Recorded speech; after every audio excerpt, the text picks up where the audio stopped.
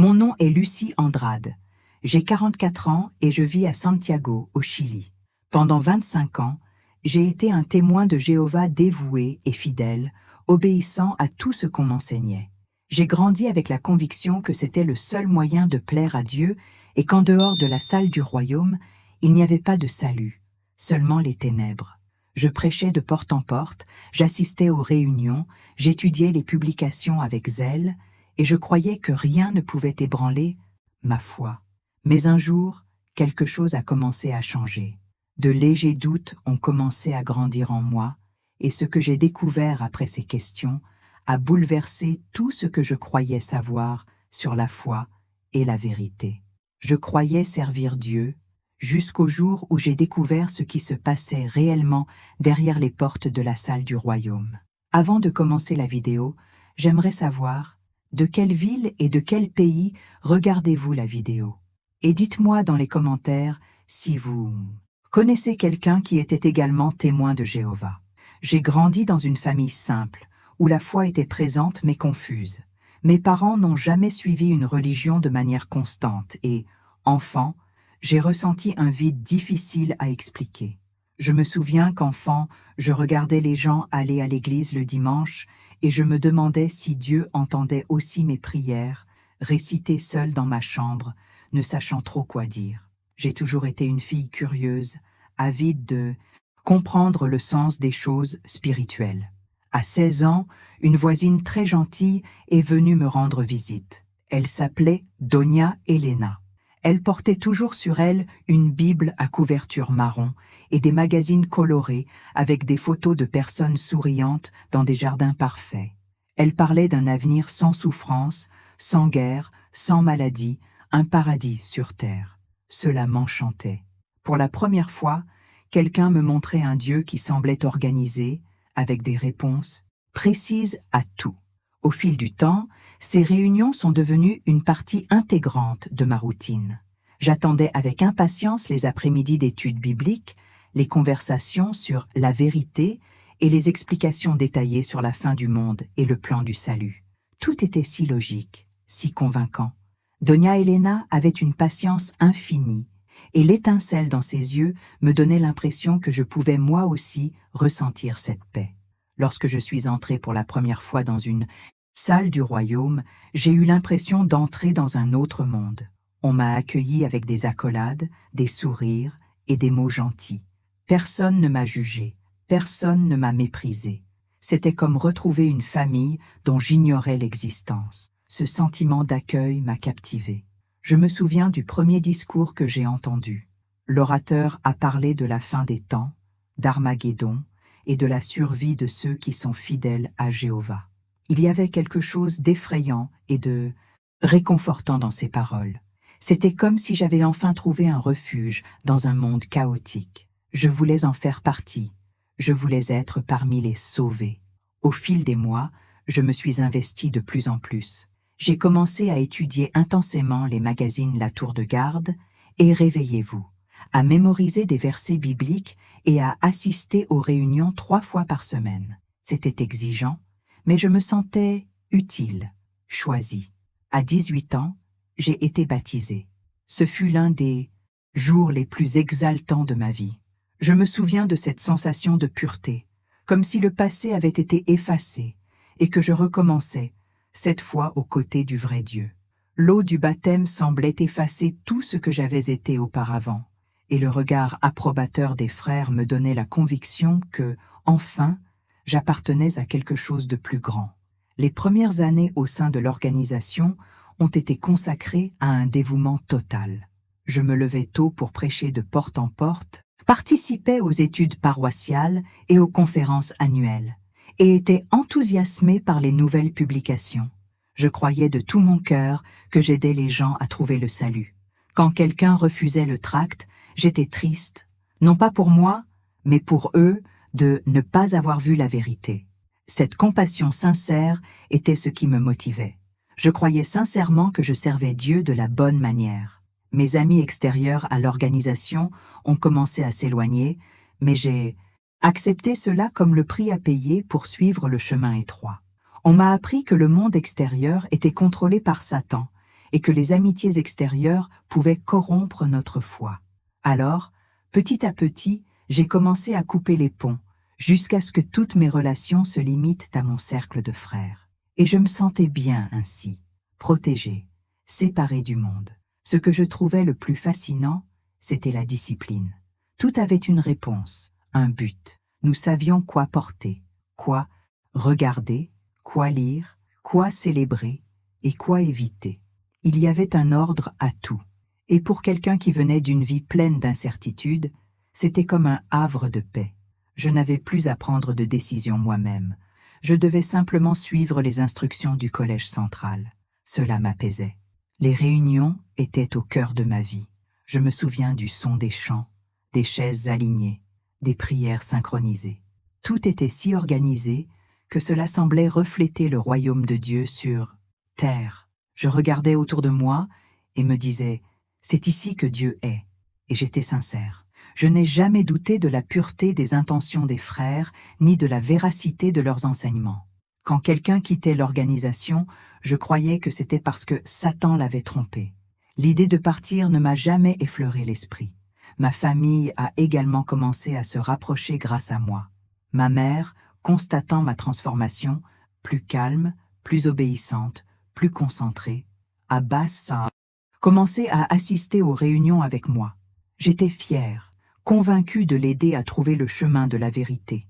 La religion n'était pas seulement une foi, c'était mon identité. J'étais témoin de Jéhovah, et cela me définissait totalement. Lors des conventions annuelles, j'ai vu des milliers de personnes rassemblées, chantant et pleurant d'émotion. Cela m'a conforté dans ma conviction que nous avions raison. Il était impossible que tant de gens puissent avoir tort. Je me souviens avoir regardé le public et pensé « c'est la preuve que Dieu est avec nous ». L'émotion était réelle. J'ai ressenti chaque mot, chaque chant, chaque regard. Aujourd'hui, en y repensant, je réalise que mes intentions ont toujours été pures. Je ne recherchais ni pouvoir ni prestige. Je cherchais simplement un sens à ma vie. Et pendant de nombreuses années, j'ai trouvé ce sens au sein de l'organisation. La promesse d'un monde nouveau, sans douleur ni souffrance, m'a donné la force d'endurer les épreuves de la vie. Je croyais sincèrement que Jéhovah veillait sur moi et j'étais fière de ma fidélité. Mais ce que j'ignorais, c'est que cette loyauté serait un jour mise à l'épreuve, que ce lieu que je considérais comme sacré recelait des secrets que je n'aurais jamais pu imaginer, et que cette même foi qui m'avait libéré du monde deviendrait plus tard la prison de mon âme. C'est là, au milieu des chants et des sourires, que mon histoire a commencé. Une histoire de foi, d'obéissance et, plus tard, de découverte qui allait bouleverser tout ce que je croyais de Dieu, de la vérité et de l'amour. La vie au sein de l'organisation des témoins de Jéhovah suivait une routine précise, presque mécanique, qui occupait chaque minute de ma journée. Je me levais tôt chaque samedi, je mettais mes plus beaux vêtements, toujours modestes, sans couleur criarde, avec des jupes descendant jusqu'aux genoux et des chemisiers qui couvraient mon décolleté, et je me préparais pour le porte-à-porte. J'emportais ma mallette contenant des magazines, des tracts et la Bible. Nous y allions par groupes de 2 ou 3, arpentant les rues, frappant aux portes et offrant aux gens la vérité. Je me souviens du sentiment d'accomplissement de la mission chaque fois que quelqu'un acceptait un magazine ou écoutait attentivement. Mais je me souviens aussi de la douleur silencieuse lorsque quelqu'un claquait la porte, non par orgueil, mais parce que je croyais au fond de moi que j'essayais de sauver cette âme. Pendant la semaine, nous tenions des réunions à la salle du royaume. Il y en avait 2 ou 3 par semaine, et l'assiduité était attendue en signe de fidélité. Personne ne manquait un rendez-vous sans justification. Les chaises étaient alignées, la chair impeccable, et chaque parole des orateurs était soigneusement enregistrée. Il y avait une certaine discipline en tout. De nos salutations à notre comportement, tout devait refléter la dignité chrétienne. Et je m'efforçais d'être un exemple pour plaire à Jéhovah et aux anciens, qui observaient chaque action avec attention. Les femmes avaient des rôles bien définis, discrètes, soumises et soucieuses de leur apparence. Pas de maquillage excessif, pas de pantalon lors des événements officiels, pas d'opinion qui sonne comme interrogative. Les hommes menaient et nous suivions. C'est ce que disent les Écritures, et je ne l'ai jamais contesté. Cependant, en moi, un malaise me tenait à l'écart. Je voyais d'autres, femmes fortes et intelligentes, rester silencieuses en réunion. Et je me demandais si Dieu le voulait vraiment. Mais j'ai vite écarté cette pensée, craignant de pécher simplement en doutant. Le contrôle ne se limitait pas à l'habillement ou à la parole. Il s'étendait à tous les aspects de la vie. Les amis, par exemple, ne pouvaient être que des frères dans la foi. Être ami avec des étrangers était dangereux. Les mauvaises compagnies corrompent les bonnes mœurs. Cette règle, répétée, d'innombrables fois, m'isolait du monde extérieur. Mes camarades de classe, mes cousins, tous ont pris du retard. Je les aimais, mais je croyais qu'en prenant mes distances, je me protégeais, eux et moi, du péché. Au sein de la congrégation, nous appelions cela la fidélité à Jéhovah. Aujourd'hui, je réalise que c'était une forme de contrôle déguisée en zèle spirituel. Les fréquentations suivaient également des règles strictes. Il n'y avait aucune place pour le romantisme ou les émotions. Tout était supervisé, et le moindre faux pas était sévèrement sanctionné. Le mariage était idéal, mais seulement avec une personne de l'organisation. Je me suis mariée jeune, à un frère dévoué, mais au fond de moi, je comprenais que l'amour était davantage une question de devoir que de sentiment. La vie conjugale était également réglementée. Même ce qui pouvait ou ne pouvait pas se faire entre mari et femme était défini par la direction. Il y avait même des règles concernant le nombre d'heures que nous devions consacrer à la prédication et le nombre d'études bibliques que nous devions animer. Au début, cette structure m'apportait de la sécurité. Je savais quoi faire, quoi porter, quoi dire. Un certain ordre régnait qui me faisait croire que j'étais sur la bonne voie. Mais au fil des années, j'ai réalisé que cette même structure commençait à se transformer en une prison invisible. Chacun de mes faits et gestes était surveillé. Si quelqu'un me voyait rire trop, on murmurait que j'étais mondain. Si je manifestais de la tristesse, on me traitait de faiblesse spirituelle. Même les choix les plus simples, comme ma coupe de cheveux ou la couleur de mes vêtements, pouvaient susciter des commentaires et des regards désapprobateurs. Les réunions étaient longues et intenses. Nous passions des heures à écouter des conférences sur l'obéissance, la soumission et la pureté. Les mots « organisation » et « obéissance » étaient répétés comme des mantras. Dieu semblait constamment associé à l'idée de surveillance, un Dieu qui voit tout, mesure tout, juge tout. Progressivement, ce Dieu a cessé d'être un Père aimant pour devenir un juge constant dans mon esprit. Je priais avec crainte, demandant pardon plus qu'il ne remerciait. La salle du royaume était propre, organisée, belle, mais froide. De l'extérieur, elle semblait l'endroit le plus accueillant du monde. À l'intérieur, c'était un écrin de silence. On y trouvait des sourires, des accolades et de la gentillesse. Mais tout cela dans un cadre formel. Toute émotion exagérée était perçue avec suspicion. Et même entouré de gens, je me sentais seul et observé. Avec le temps, j'ai commencé à remarquer de petits gestes qui me dérangeaient. La façon dont les anciens décidaient du sort des gens, dont ils jugeaient discrètement ceux qui commettaient des erreurs. La façon dont les ragots spirituels se propageaient sous couvert de préoccupations fraternelles. Lorsqu'une personne était excommuniée, le silence tombait sur son nom comme une sentence. Plus personne ne la saluait, plus personne ne pouvait parler. C'était comme si cette personne avait cessé d'exister. Je me demandais, l'amour de Dieu a-t-il une date de péremption? Malgré tout, je suis resté fidèle. J'avais peur de remettre en question, peur de tout perdre, mes amis, ma communauté, mon identité. Et la plupart du temps, je croyais que le problème venait de moi, et non de l'organisation. Je m'efforçais d'être plus soumise, plus obéissante, plus spirituelle. Mais au fond de moi, quelque chose suffoquait. C'était comme si une partie de moi hurlait, implorait de l'air. Il y avait des nuits où, allongé dans mon lit, Je fixais le plafond, essayant de me convaincre que j'étais heureuse. J'avais un mari dévoué, une communauté qui m'acceptait, un but, tout allait bien. Et pourtant, le sentiment de vide grandissait. Je souriais en public, mais intérieurement, j'avais l'impression que mon âme était prisonnière. À chaque conférence, à chaque nouvelle publication, j'essayais de raviver ma foi. J'entendais des histoires de apostates qui s'étaient égarés dans le monde et avaient fini ruinés. Et je me promettais de ne jamais être l'un d'eux. Mais secrètement, j'ai commencé à admirer le courage de ceux qui partaient. Le courage de regarder vers l'inconnu et de chercher des réponses par eux-mêmes. Avec le recul, je réalise que cet environnement, si organisé et si réglementé, était conçu pour empêcher toute remise en question. Tout écart par rapport à la norme était considéré comme un péché, et toute pensée hors cadre comme une rébellion. J'étais conditionnée à croire que penser différemment équivalait à trahir Dieu. Et c'est dans ce silence forcé, dans cet amour contrôlé, que ma foi a commencé, peu à peu, à se fissurer.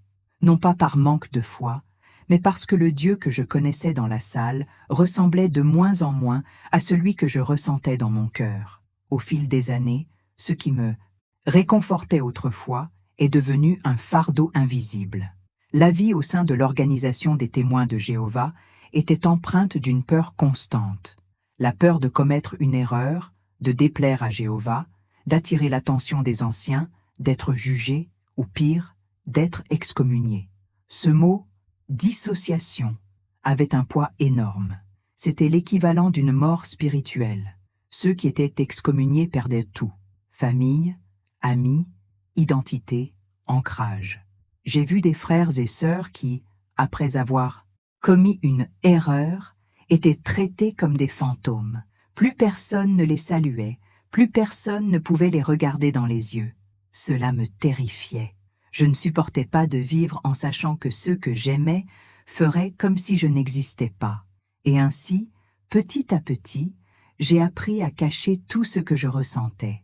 Si j'avais des doutes, je les taisais. Si quelque chose me blessait, je le cachais. La peur est devenue ma compagne silencieuse, façonnant chacune de mes paroles, chacun de mes gestes, chacune de mes pensées. J'avais l'impression de vivre dans une cage dorée, belle à l'extérieur, mais froide à l'intérieur. Tout était mesuré, observé. Ce sentiment d'être observé ne me quittait jamais.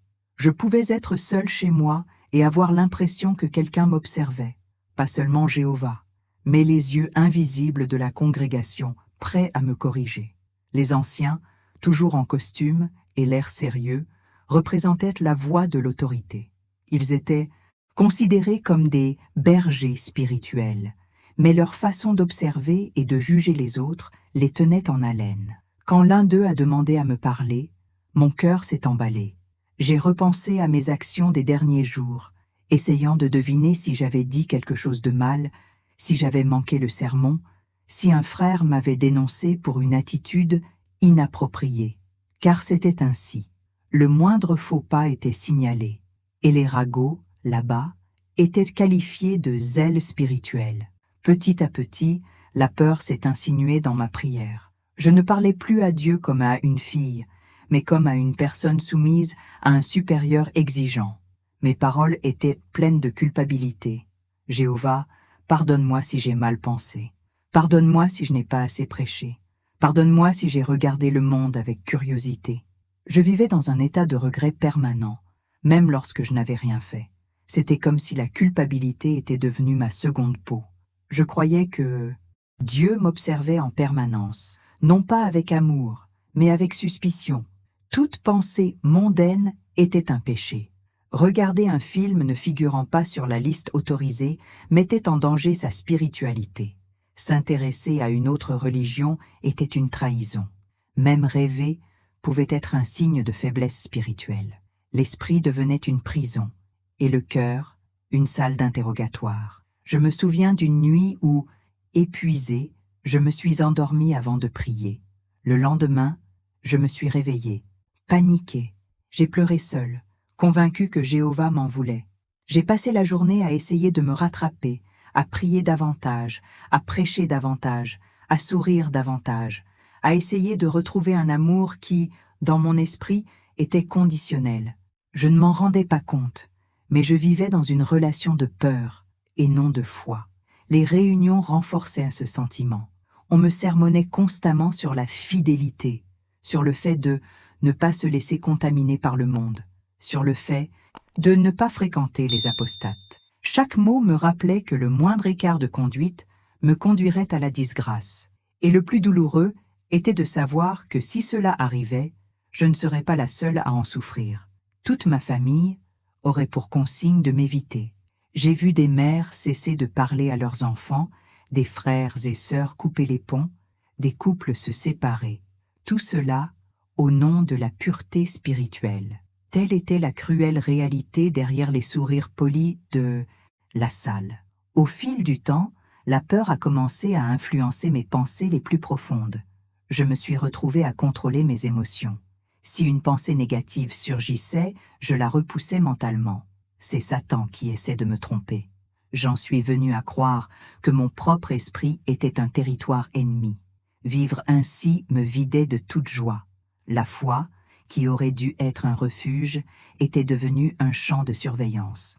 On m'avait enseigné l'idée que Dieu était un juge sévère, les yeux toujours ouverts, prêt à relever mes erreurs. Je l'imaginais avec une liste à la main, notant chaque défaut, chaque faux pas, chaque pensée impure. Il semblait distant, inaccessible, plus soucieux des règles que du cœur humain. Je voulais l'aimer, mais je ressentais de la peur, une peur suffocante qui m'accompagnait même dans mes rêves. Il y avait des nuits où je me réveillais terrifiée, convaincue qu'Armageddon était proche et que si je n'en faisais pas assez, je serais détruite avec le monde. Je me réveillais en pleurs, et la première chose que je faisais était d'ouvrir un numéro de la tour de garde pour essayer de trouver du réconfort. Mais le réconfort ne venait jamais. Je ne trouvais que d'autres avertissements, d'autres exigences, d'autres rappels que l'obéissance était la seule preuve d'amour que Jéhovah acceptait. Au fil du temps, j'ai commencé à me lasser d'être parfaite, fatiguée de sourire quand j'avais envie de crier, de m'excuser pour ce que je ressentais, de feindre une joie qui n'existait pas. J'ai observé les visages autour de moi et j'ai remarqué la même lassitude cachée. Chacun semblait lutter pour préserver les apparences, comme si nous étions dans un théâtre sacré où le public était Dieu et les anciens les metteurs en scène. En silence, je commençais à me demander, Dieu veut-il vraiment que je vive ainsi? M'a-t-il créé pour le craindre? Ces questions me tourmentaient, mais elles étaient trop dangereuses pour être exprimées à voix haute. Questionner signifiait douter, et douter signifiait tomber dans les griffes du diable. Du moins, c'est ce qu'on disait. Alors je gardais tout cela pour moi, essayant d'étouffer ce qui montait en moi. Aujourd'hui, je comprends que ce que je ressentais n'était pas la foi, c'était conditionnement. Je n'ai pas servi Dieu par amour, mais par peur du châtiment. Et ce genre de foi ne libère pas, elle emprisonne. À chaque réunion, à chaque discours, je me suis retrouvée un peu plus éloignée du Dieu d'amour que j'avais imaginé enfant. Le Dieu que je connaissais à la salle du royaume ne m'accueillait pas, ne me consolait pas, ne pardonnait pas facilement. Il se contentait d'observer, de juger et de punir.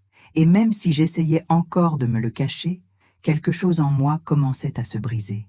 Car plus je m'efforçais de plaire au Dieu sévère de l'organisation, plus je me sentais éloignée du vrai Dieu, celui que mon cœur recherchait toujours désespérément, au plus profond de moi. Tout a commencé un après-midi ordinaire, lors d'une réunion à la salle du royaume.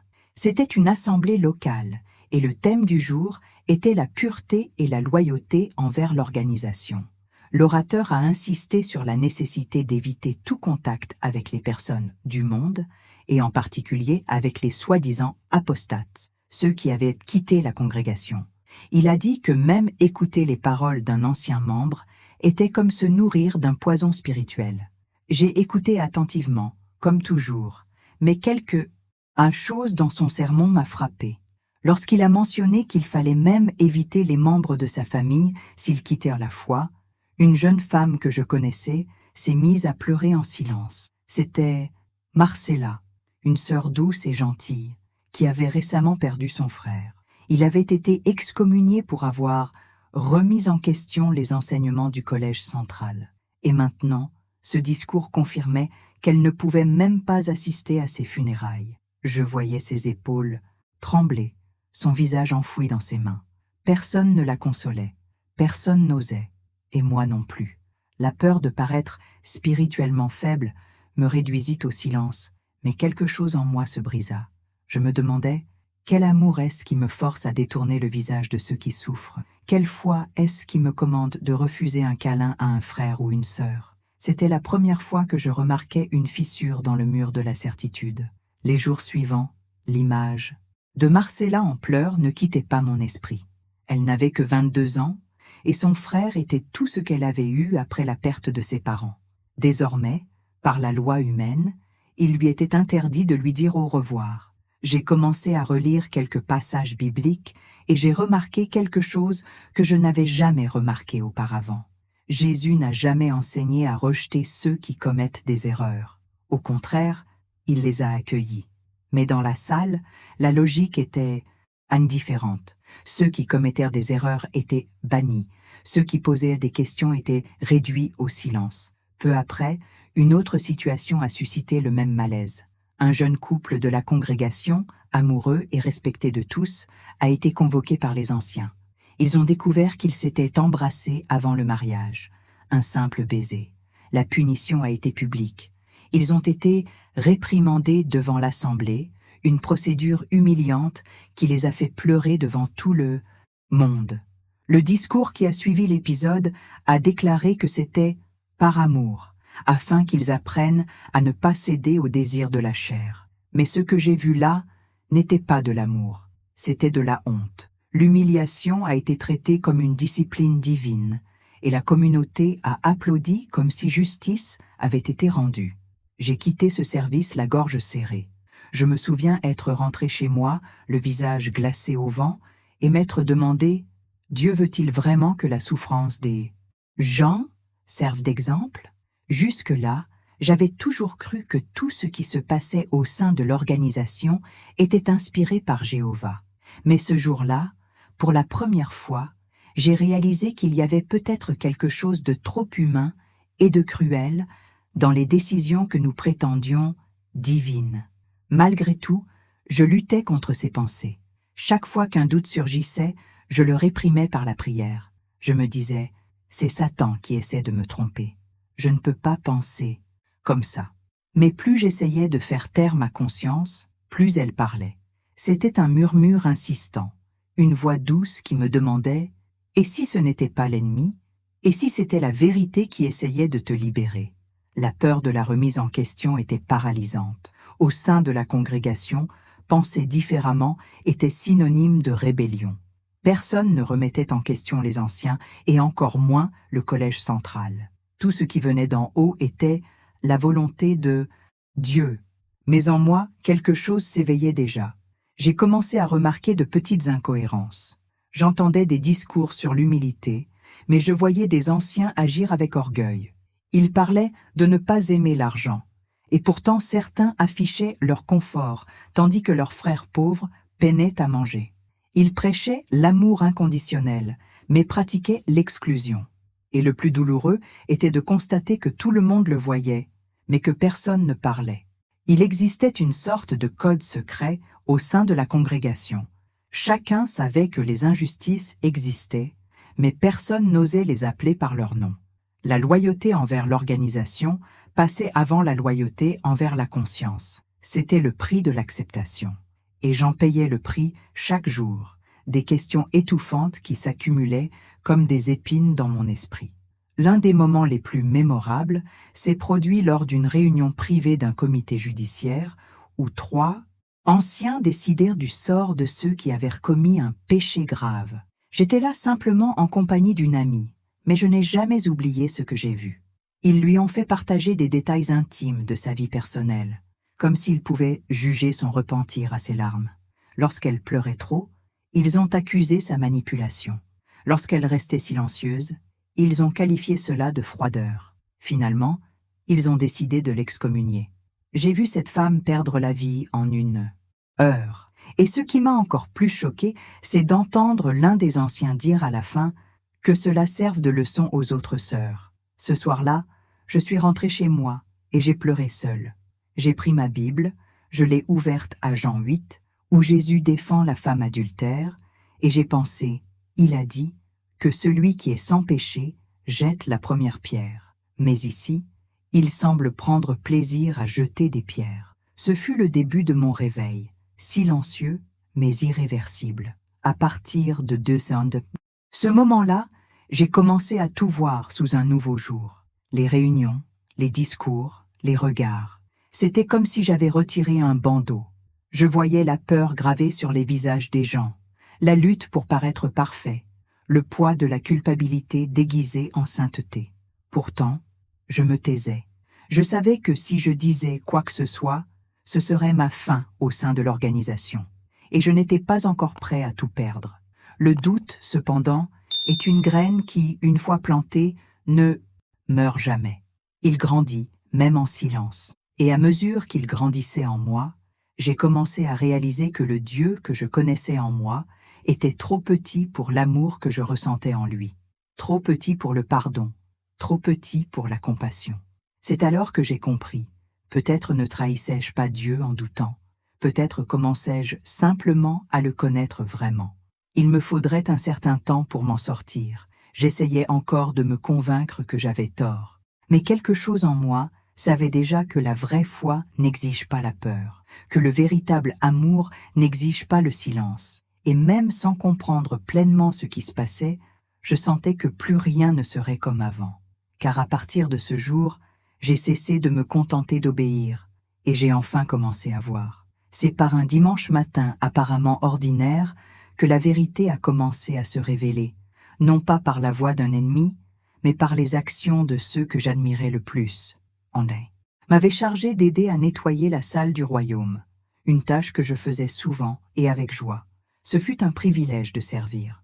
Alors que je nettoyais les premiers bancs, j'ai entendu des voix provenant de la salle des anciens, dont la porte était rarement entr'ouverte. Ce n'était ni une prière, ni une étude. C'était une conversation feutrée, chargée de tension. Quelque chose m'a fait réfléchir. J'ai hésité un instant, mais les mots que j'ai entendus m'ont glacé le sang. L'un des anciens discutait d'un sujet sensible qui devait rester confidentiel. Ils mentionnèrent le nom d'un frère connu, quelqu'un de respecté, qui prêchait tous les week-ends. Ils dirent qu'il avait eu des problèmes avec une sœur cadette, mais que la famille avait convenu de tout régler en interne, afin de ne pas ternir la réputation de la congrégation. Je me figeais. Je savais ce que ces mots signifiaient, même sans qu'ils soient prononcés. Leur silence cachait quelque chose de terrible. J'ai continué à écouter, incapable de bouger. Un autre ancien, d'une voix calme, a dit « Nous lui avons déjà demandé de se repentir. Il a promis que c'était une erreur et que cela ne se reproduirait plus. Jéhovah pardonne, et nous devons faire de même. » Le ton calme, presque bureaucratique, m'a donné la nausée. Il parlait de quelque chose de grave, de quelque chose qui détruisait des vies, et il traitait cela comme un détail administratif. Quand je m'en suis rendu compte, mes mains tremblaient. J'ai fermé la Bible qui était sur le banc et je suis sorti précipitamment, essayant de retenir mes larmes. Cette nuit-là, je n'ai pas pu dormir. Les mots résonnaient dans mon esprit. Prendre des résolutions intérieures, ne pas ternir le nom de la congrégation. J'ai commencé à comprendre ce que signifiait réellement l'expression « garder l'organisation pure ».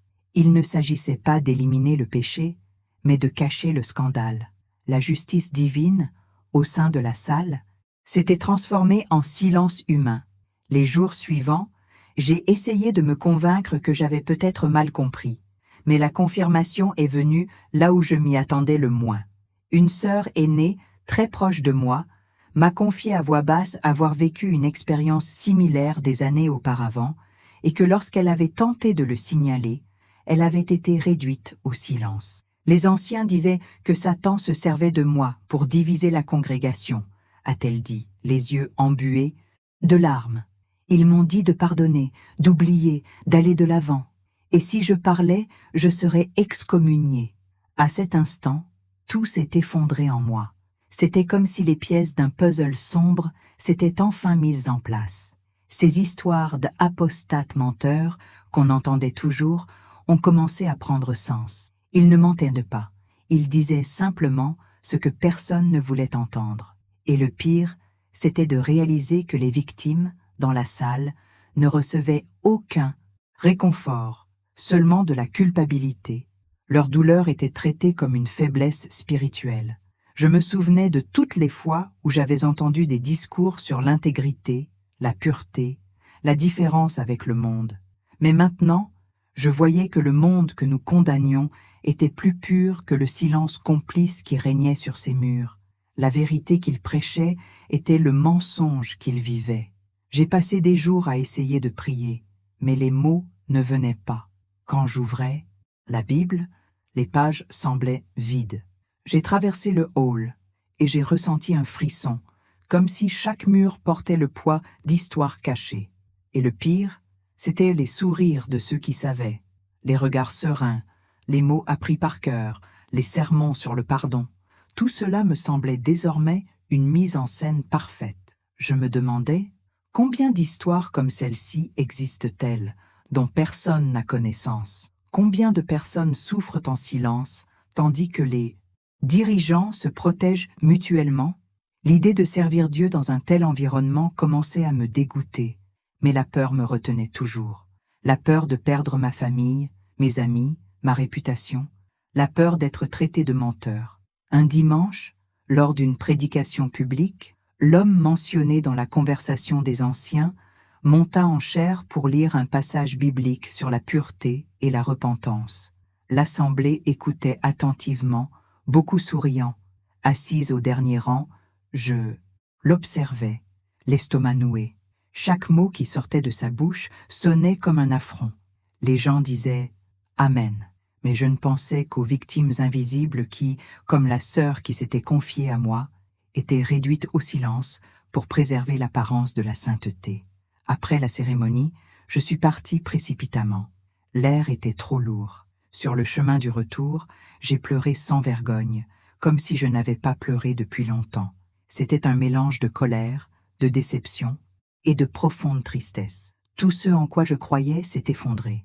J'avais l'impression d'avoir vécu la moitié de ma vie dans un mensonge bien rodé. Et le plus cruel était de savoir que ce mensonge était prêché comme une vérité absolue. Pendant des jours, j'ai pensé à affronter les anciens. J'ai même répété mentalement les mots. Mais chaque fois que je me souvenais des histoires de ceux qui avaient tenté la même chose, la peur revenait. Je savais ce qui arrivait à ceux qui osaient remettre en question. Je serais taxé de rebelle, je perdrais tout, et ma famille recevrait l'ordre de m'éviter. La peur me réduisait au silence, mais en moi, un cri s'élevait déjà. J'ai commencé à prendre mes distances petit à petit en inventant des excuses. J'ai dit que j'étais fatigué, que j'avais besoin de temps. Entre-temps, j'observais, j'écoutais et je rassemblais les pièces du puzzle. J'ai découvert que d'autres affaires avaient été étouffées, toujours avec le même argument. Jéhovah pardonne. Nous devrions donc faire de même. En réalité, pour préserver l'image parfaite de l'organisation, la justice divine avait été remplacée par une politique de silence. Un soir, seul dans ma chambre, j'ai crié à voix haute « Dieu ne peut absolument pas approuver ça ». Et c'est à ce moment-là que j'ai compris que ma foi n'était pas morte, mais qu'elle avait simplement changé de direction. Je croyais toujours en Dieu, mais je ne croyais plus à sa présence. Dans les jours qui suivirent, tous ceux qui m'avaient semblé sacrés commença à me sembler faux. Les paroles des discours sonnaient creux, les chants semblaient creux, les prières étaient répétitives et froides. Je regardais les gens autour de moi et me demandais si certains d'entre eux avaient aussi remarqué les fissures, si certains avaient aussi vu ce que je voyais. Mais personne ne parla. Le silence était la loi tacite qui maintenait tout le monde debout. À ce moment-là, j'ai compris que ma foi et l'organisation ne pouvaient plus coexister. Ce qu'ils appelaient obéissance, je l'ai pris pour de la peur. Ce qu'ils appelaient discipline, je l'ai pris pour de la domination. Ce qu'ils appelaient pardon, je l'ai compris comme de la dissimulation. Et c'est là, assis seul sur un banc dans la salle vide, que j'ai ressenti un autre frisson, non pas de peur, mais de lucidité. La vérité s'était révélée, et je savais que je ne serais plus jamais la même, car une fois la lumière apparue, l'obscurité n'a plus jamais le même pouvoir. Et ce jour-là, bien que silencieusement, j'ai décidé. Je n'appartenais plus au mensonge. Après que le secret a été révélé, même sans que j'aie rien dit officiellement, quelque chose en moi a changé, et mon entourage l'a remarqué. Au début, j'ai essayé de le cacher. J'ai continué à assister aux réunions, à sourire, à saluer les frères, à répondre aux discours, mais intérieurement, je n'étais plus le même. Je regardais la chair et voyais des masques, j'entendais de belles paroles, et je ressentais le vide derrière. Je ne pouvais plus applaudir ce que je savais être entaché de mensonges. Et, comme le silence est dangereux là où tout le monde attend une obéissance aveugle, mon éloignement a commencé à alimenter des rumeurs. Les premières rumeurs ont émergé discrètement. « Lucia semble différente », disait-il. « Elle est restée très silencieuse, peut-être est-elle spirituellement faible. » D'autres voix murmuraient « Elle ne s'exprime plus autant lors des réunions. Serait-elle en état de péché ?» Bientôt, ce qui n'était qu'une observation s'est transformé en suspicion. Ceux qui m'appelaient autrefois « sœur » ont commencé à me regarder avec méfiance, comme si j'étais porteuse d'un virus contagieux. Personne ne me demandait directement ce que je ressentais, car cela risquait d'entraîner des réponses erronées. Le doute, au sein de l'organisation, est une maladie qu'il faut éviter, et quiconque le remet en question est traité comme porteur d'un virus spirituel. Au fil des semaines, la tension montait. Un ancien a demandé à me parler en privé. Son ton était poli mais froid. Nous étions assis dans la petite pièce du fond où tant de confessions et de jugements avaient eu lieu. Il a demandé d'une voix posée. « Sœur Lucia, certains frères ont remarqué que vous étiez distante. Avez-vous quelque chose à nous dire ?» Mon cœur s'est emballé. Un instant, j'ai envisagé de tout lui dire. Ce que j'avais entendu, l'affaire secrète, ma colère. Mais la peur m'a retenu. Je me suis souvenu de ce qui arrivait à ceux qui parlèrent trop. Alors j'ai menti. J'ai dit que j'étais fatiguée, que j'avais été inquiète pour mon travail, que ma foi n'avait pas changé. Il a souri légèrement, mais son regard trahissait la méfiance. « Fais attention, sœur, » a-t-il dit. « Satan agit quand on baisse la garde. Reste obéissante, et Jéhovah s'occupera du reste. » J'ai quitté cette pièce le cœur léger, mais lourd. Je savais qu'on m'observait. Les jours suivants, j'ai remarqué que mes amis s'éloignaient subtilement. Les invitations à étudier ensemble ont disparu. Les conversations sur le parking sont devenues brèves et tendues. Même les SMS, autrefois quotidiens, ont cessé. Le silence s'est installé autour de moi, tel un mur invisible. Et au sein de l'organisation, le silence est la forme de punition la plus cruelle. C'est le prélude à l'exclusion. Quand ma famille a réalisé mon éloignement, la douleur s'est accrue. Ma mère, qui avait été baptisée après moi, a commencé à me réprimander, les larmes aux yeux. « Ma fille, ne te laisse pas tromper par le diable. Nous sommes tous imparfaits. Mais la vérité est dans l'organisation. Hors d'elle, point de salut. » J'ai essayé de lui expliquer que ma foi était toujours vivante, mais que quelque chose clochait dans ce système. Elle n'a pas voulu m'écouter. « Tu parles comme un apostate », ai-je dit un jour, et ce mot m'a fait un sang d'encre. C'était le même mot utilisé dans les discours pour décrire les ennemis de Jéhovah. Après cela, notre relation n'a plus jamais été la même. Nous dînions ensemble, en silence. Les conversations étaient brèves et tendues. Mon mari, plus rigide que moi, a commencé à m'éviter. Il disait que je laissais Satan semer le doute. Il a essayé de me convaincre de reprendre le porte-à-porte pour purifier mon cœur. J'ai refusé, et ce fut le début de la fin de notre mariage. Il disait que je le gênais devant ses frères, que je ternissais le nom de la famille. Un jour, il m'a regardé droit dans les yeux et m'a dit « Si tu continues comme ça, tu finiras seul. » Et, pour la première fois, j'ai répondu « Peut-être que seul, je trouverai enfin la paix. » Dès lors, l'isolement devint total. J'allais au salon et m'asseyais au fond, presque invisible. Plus personne ne me saluait. Les gens détournèrent le regard, comme si mon simple « bonjour » pouvait compromettre leur pureté spirituelle. J'étais le rappel vivant de ce qu'ils craignaient, le plus, quelqu'un qui osait penser.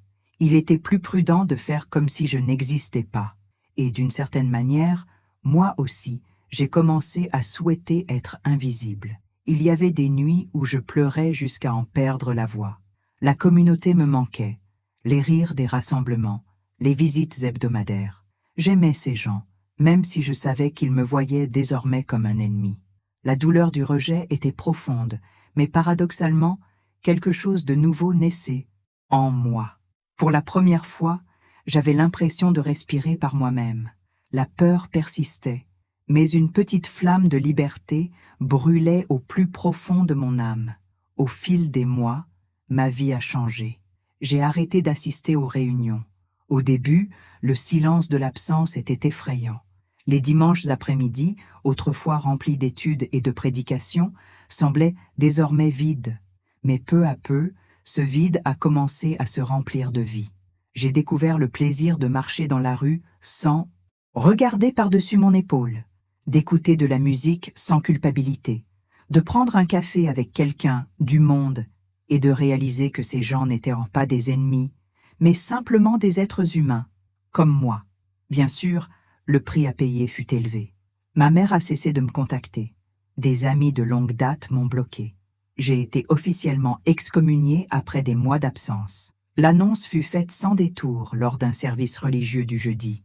Lucia Andrade n'est plus témoin de Jéhovah.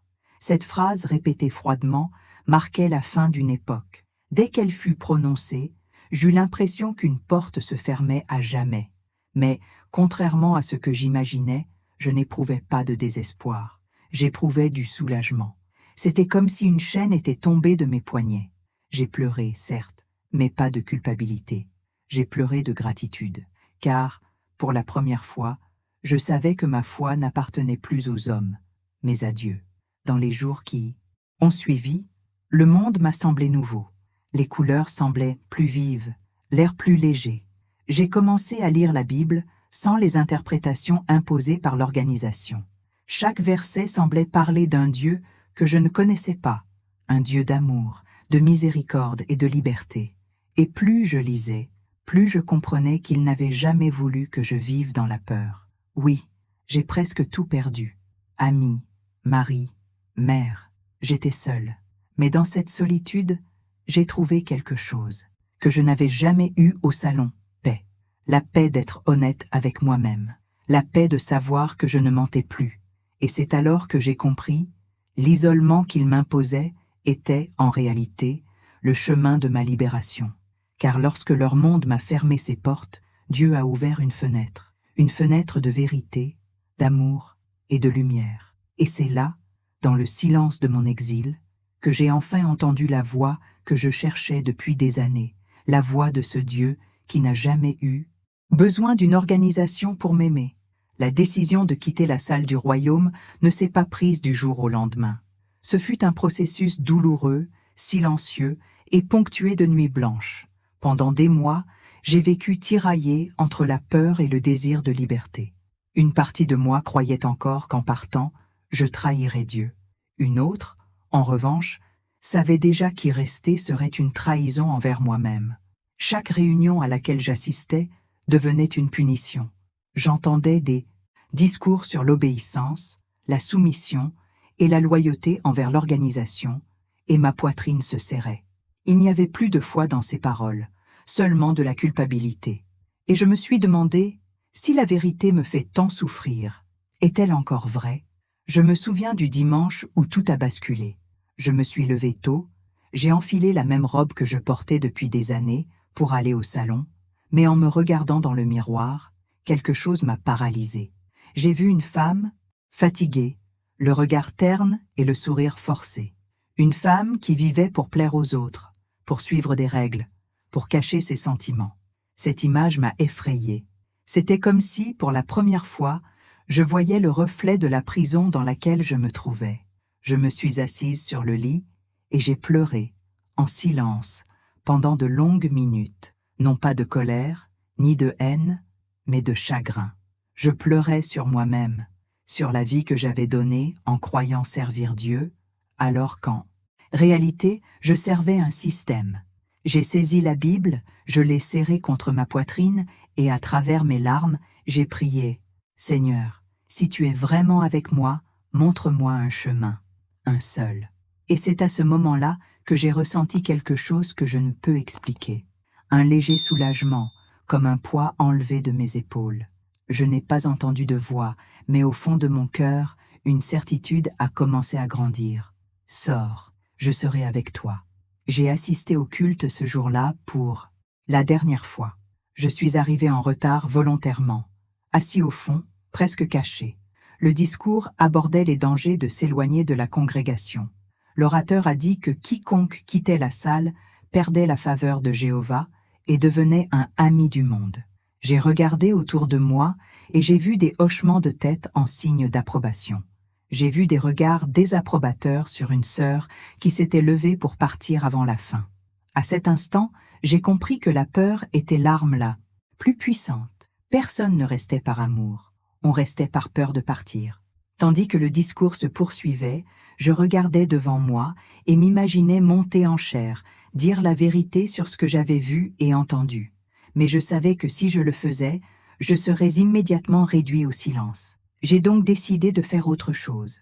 Je me suis levé calmement, j'ai pris une grande inspiration et j'ai marché jusqu'à la porte. Chaque pas me semblait plus léger. Personne n'a essayé de m'arrêter. Seuls quelques regards curieux me suivaient. Et lorsque j'ai ouvert la porte et que l'air de la rue a effleuré mon visage, quelque chose en moi a renaît. Cet air froid, qui avait auparavant symbolisé le monde dangereux extérieur, sentait maintenant la liberté. J'ai marché sans but pendant quelques pâtés de maison. Les bruits de la ville me semblaient étranges. Rires, voitures, enfants qui jouaient. Tout ce que j'avais appris à éviter me semblait soudain vivant, humain, réel. Je me suis assis sur un banc et j'ai laissé le soleil me taper le visage. J'ai pleuré de nouveau, mais cette fois, les larmes étaient différentes. C'était un mélange de douleur et de soulagement, de culpabilité et de paix. C'était comme si mon cœur me disait « C'est fini, tu es libre ». Les jours suivants, la peur tentait encore de m'envahir. La nuit, je me réveillais effrayé, pensant que Dieu m'avait peut-être abandonné. Je m'attendais à une punition, à une tragédie, à quelque chose qui confirmerait que j'avais commis l'erreur impardonnable. Mais rien de tout cela ne se produisit. Au contraire, je commençais à percevoir la présence de Dieu là où auparavant on disait qu'il était absent. Je sentais sa voix dans le chant des oiseaux, dans l'étreinte d'un vieil ami, dans la bonté d'un inconnu. J'ai découvert que l'amour de Dieu n'était pas confiné entre quatre murs, ni soumis à l'approbation des hommes. Les premiers jours furent confus. Je me sentais à la fois léger et coupable. Léger parce que je n'avais plus besoin de faire semblant, coupable d'avoir désobéi à ce qu'on m'avait enseigné comme étant la seule vérité. Parfois, en passant devant la salle, mon corps tremblait. Une partie de moi s'attendait encore à entendre le tonnerre, une punition, quelque chose de divin qui me ferait reculer. Mais le ciel resta silencieux, et ce silence était la réponse. Ce n'était pas l'absence de Dieu. C'était le signe qu'il ne me criait jamais dessus. C'était l'organisation qui criait. La nouvelle de mon départ s'est vite répandue. Certaines sœurs m'ont envoyé de courts messages. « Nous prions pour toi ». D'autres, même pas. Mon mari, déjà distant, m'a simplement dit « Tu as choisi le monde ». J'aurais voulu lui répondre, lui expliquer que ce n'était pas le monde que j'avais choisi, mais mon âme. Mais je comprenais qu'ils ne comprendraient pas. Dans leur esprit, ceux qui partent cessent d'exister spirituellement. Et, d'une certaine manière, c'était exactement ce que je faisais, mourir au système pour renaître à moi-même. Les jours suivants furent silencieux, mais le silence ne m'effrayait plus. J'ai commencé à errer sans but, visitant des endroits que j'avais jusque-là évités. Je suis entré dans une église pour la première fois depuis des décennies, juste pour entendre un chant. Je n'y suis pas resté longtemps, mais j'ai suffisamment pleuré. Ce chant parlait de grâce, de pardon, d'amour inconditionnel. Et à cet instant, j'ai réalisé que pendant tant d'années, on m'avait parlé d'un Dieu exigeant, mais jamais d'un Dieu accueillant. Aujourd'hui, en me remémorant ce jour, je ressens un mélange de douleur et de gratitude. C'est le jour où j'ai laissé derrière moi tout ce que je connaissais, mes amis, ma famille, une vie de conviction. Mais c'est aussi le jour où j'ai retrouvé ce qu'aucun système ne peut me rendre, ma liberté spirituelle. Pendant longtemps, j'ai cru perdre le monde, que quitter le salon serait la fin de tout. Mais j'ai découvert qu'en fait, c'était le début. Car lorsque j'ai franchi cette porte pour la dernière fois, je n'ai pas perdu le monde, je me suis rétabli. Et c'est dans cette redécouverte de ma propre vérité que j'ai trouvé le Dieu qui n'a jamais cessé de m'aimer, même lorsque tout le monde disait qu'il avait détourné son visage. Durant les premiers mois hors du salon, je me sentais comme quelqu'un qui sortait d'une pièce sombre et qui devait soudain affronter la lumière. J'éprouvais un mélange de soulagement et de désorientation. Je pouvais respirer, mais je ne savais plus qui j'étais. J'avais passé tant de temps à obéir aux ordres, à répéter des discours, à demander pardon pour des pensées qui n'étaient même pas des péchés, que je me sentais désormais vide, sans but. Je me levais tôt et n'avais plus de réunion, plus de tracts à distribuer, plus d'objectifs à atteindre. Le silence, qui me terrifiait auparavant, était désormais mon compagnon, mais un compagnon que je ne pouvais toujours pas entendre. Au début, j'ai essayé de maintenir ma routine spirituelle, mais en restant simple. Je lisais la Bible seule, sans que le magazine de l'organisation ne me dise quoi penser. Et c'était comme ouvrir un nouveau livre. Des versets qui me semblaient auparavant menaçants ont commencé à prendre un sens nouveau. J'y ai lu des paroles d'amour, de pardon et de grâce. J'ai réalisé que Jésus parlait davantage de compassion que de punition, davantage de foi que d'obéissance aveugle. Chaque page semblait révéler un Dieu que je n'avais jamais connu dans la salle, un Dieu vivant, proche, qui n'avait besoin d'aucun intermédiaire pour m'entendre. J'ai commencé à prier différemment, sans phrases toutes faites, sans crainte de dire quelque chose de mal. Je parlais à Dieu comme à un ami. Parfois je pleurais, parfois je restais silencieuse, simplement en ressentant. Au début, je pensais qu'il ne m'écoutait pas. J'ai passé tant d'années à croire que la prière n'avait de valeur que si elle était faite bien, que j'ai dû tout réapprendre, y compris à me fier à ma propre voix. Petit à petit, j'ai commencé à ressentir quelque chose de nouveau, une présence calme et douce qui n'exigeait rien en retour. Je n'avais plus besoin de prouver ma valeur. C'était comme si Dieu me disait, silencieusement, « Tu as toujours été à moi ». C'est à cette époque que j'ai découvert le pouvoir de la vulnérabilité. J'ai cessé de cacher ma douleur. Quand quelqu'un me demandait ce qui s'était passé, je le lui racontais, sans haine, sans peur. Et, à ma grande surprise, j'ai trouvé d'autres personnes qui avaient vécu la même chose. Des personnes qui, comme moi, portaient des blessures religieuses, mais qui croyaient encore en Dieu. Nous avons commencé à nous rencontrer occasionnellement pour parler, prier et partager nos expériences. Il n'y avait ni chef, ni règle, juste de la sincérité. Et là, au milieu des larmes et des rires timides, j'ai compris que la véritable Église n'est pas faite de un mur, mais de personnes qui guérissent ensemble. Au fil du temps, je me suis fait de nouveaux amis, des gens simples, sans masque, qui m'acceptaient sans me juger. Certains venaient d'autres religions, d'autres n'en avaient aucune. Mais ils avaient tous un point commun. Ils croyaient en l'amour. Et c'est grâce à eux que j'ai retrouvé ma foi en l'humanité, quelque chose que mon ancienne vie m'avait enlevé. J'ai découvert que Dieu se manifeste dans les petites choses, dans une étreinte, un geste gentil, une parole prononcée au bon moment. J'ai commencé à marcher à l'aube, une première. C'était mon moment de prière silencieuse. Au lever du soleil, je parlais à Dieu, observant le ciel changer de couleur, et chaque matin me rappelait que son amour se renouvelle chaque jour. Il n'y avait plus de peur, plus de culpabilité, plus de sentiment d'être observé. Il n'y avait que la paix. Une paix qui ne venait pas du respect des règles, mais d'être celle que j'étais vraiment devant lui. Un jour, alors que je marchais dans une rue où se trouvait une salle du royaume, je me suis arrêté un instant. J'ai entendu le chant venir de l'intérieur et j'ai réalisé que je ne ressentais plus ni colère ni tristesse. Je ressentais seulement de la compassion. J'ai compris que ces gens étaient toujours prisonniers du même système qui m'avait autrefois piégé, et j'ai prié pour eux. Je ne leur ai pas demandé de partir. Je leur ai demandé de trouver la vérité, même si elle venait de l'intérieur, même si... C'était petit à petit. C'est à ce moment-là que j'ai réalisé à quel point mon cœur avait changé. J'ai aussi commencé à aider ceux qui quittaient l'organisation.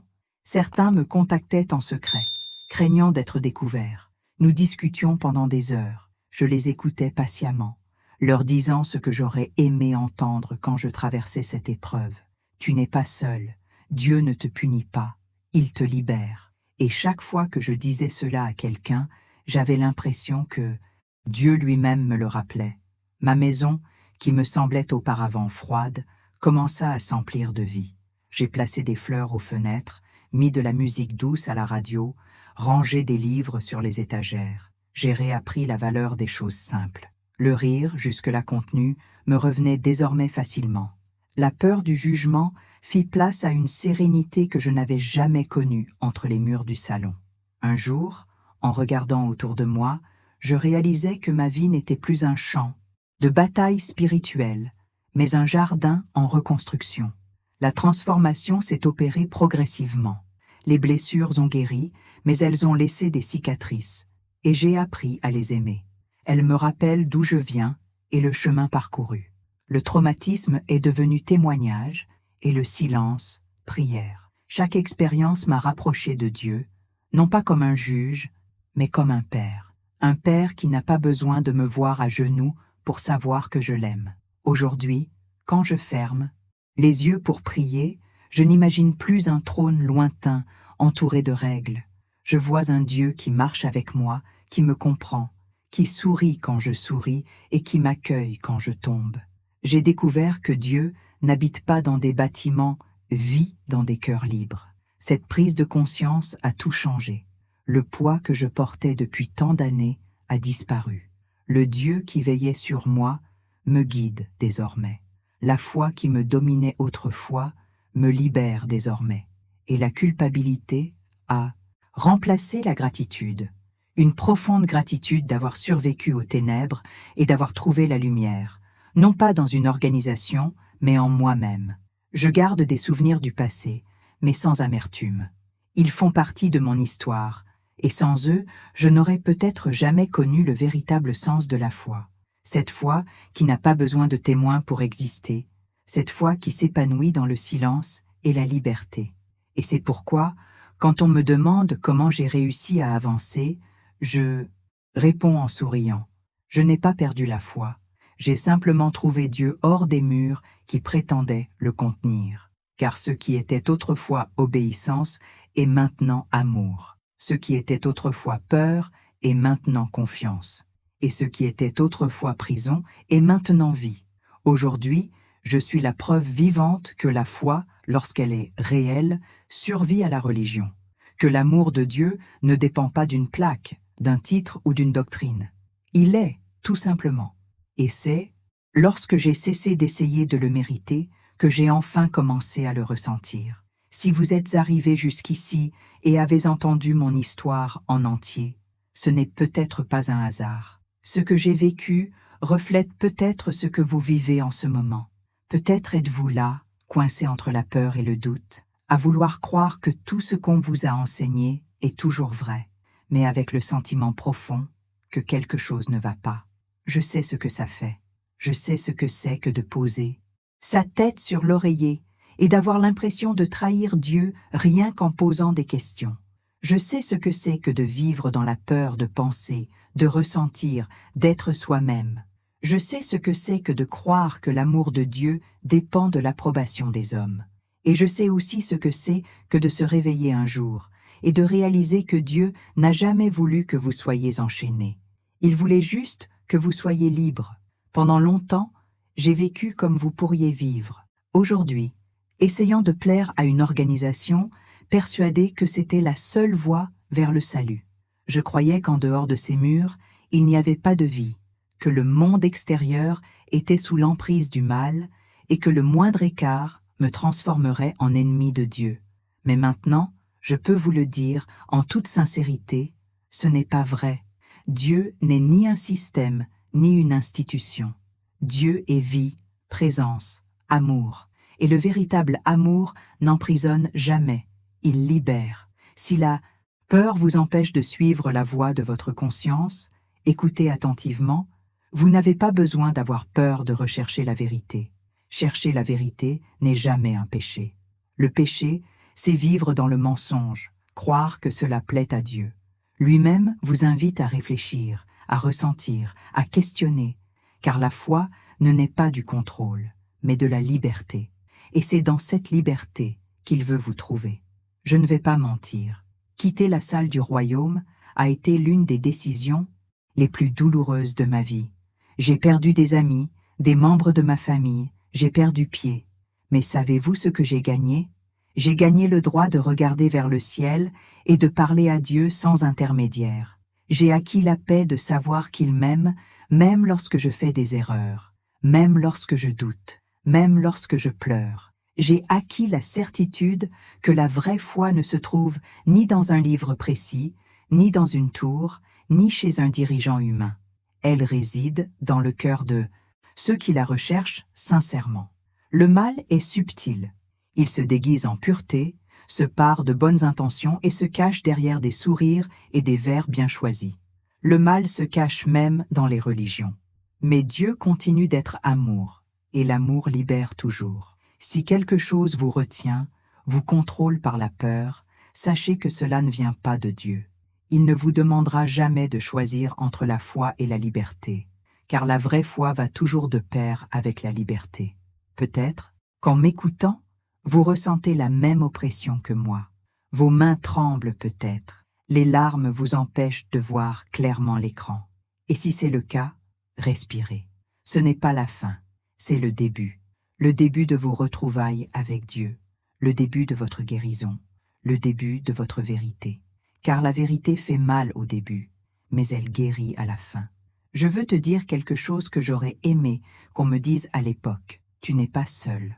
Dieu ne t'a pas abandonné parce que tu t'es interrogé. Au contraire, il t'appelle. C'est le doute qui ouvre la porte à la compréhension. C'est l'inquiétude qui réveille le cœur. Et c'est ce cœur, blessé mais sincère, que Dieu choisit de reconstruire. Peut-être avez-vous peur de ce que vous perdrez si vous décidez de suivre la vérité? Moi aussi. Mais aujourd'hui, avec le recul, je peux vous l'assurer. Ce que j'ai perdu n'est rien comparé à ce que j'ai trouvé. J'ai surmonté ma peur et trouvé la paix. J'ai surmonté le silence forcé et retrouvé ma voix. J'ai perdu une religion et trouvé une relation avec Dieu authentique, vivante et pleine d'amour. Quand je regarde en arrière, je ne ressens pas de colère. J'éprouve de la compassion pour moi-même et pour tous ceux qui sont encore prisonniers des chaînes de la culpabilité. Parce que je sais que derrière chaque regard obéissant se cache une âme lasse qui aspire simplement à être aimée sincèrement. Et l'amour de Dieu ne vous oblige pas à prétendre être parfait. Il vous veut tel que vous êtes, brisé, confus, imparfait, car c'est ainsi que la lumière brille. Si vous sentez que cette histoire vous a parlé, c'est peut-être le signe que vous attendiez. Dieu vous a amené ici pour vous rappeler ce que la peur vous a fait oublier. Vous êtes libre. Libre de penser, de ressentir, de chercher, de vivre une foi qui ne vous étouffe pas, mais qui respire avec vous. Et si aujourd'hui, à cet instant, vous êtes prêt à faire le premier pas, je veux vous inviter à le faire avec moi. Laissez un like si cette histoire vous a touché, non seulement comme un geste dans la vidéo, mais comme un symbole de courage, le courage de ceux qui décident de ne pas rester silencieux. Commentaire. Je choisis la vérité. Si vous croyez, comme moi, que Dieu libère ceux qui le cherchent sincèrement, et abonnez sur cette chaîne pour entendre plus d'histoires réelles de foi, de douleur et de libération, des histoires de personnes qui, comme moi, ont découvert que l'amour de Dieu n'a pas de mur, pas de propriétaire, pas de frontières. Peut-être êtes-vous encore entouré de peur aujourd'hui, mais un jour, vous regarderez en arrière et réaliserez que la peur n'était que le chemin vers la vraie foi. car la peur emprisonne, mais la vérité ouvre toujours des portes. Et lorsque ces portes s'ouvriront, vous ressentirez la même chose que moi en quittant la salle. L'air léger de la liberté, la chaleur d'un nouveau départ, la présence vivante d'un Dieu qui n'a jamais cessé de vous aimer. Alors, avant de terminer, je voudrais vous laisser ce dernier message à garder dans votre cœur. Peu importe à quel point le mal essaie de se cacher derrière des noms sacrés ou de belles doctrines, Dieu reste amour, et l'amour libère toujours. Et c'est cet amour qui vous appelle aujourd'hui, non pas dans un bâtiment, mais en vous-même, là où il vous attend depuis toujours.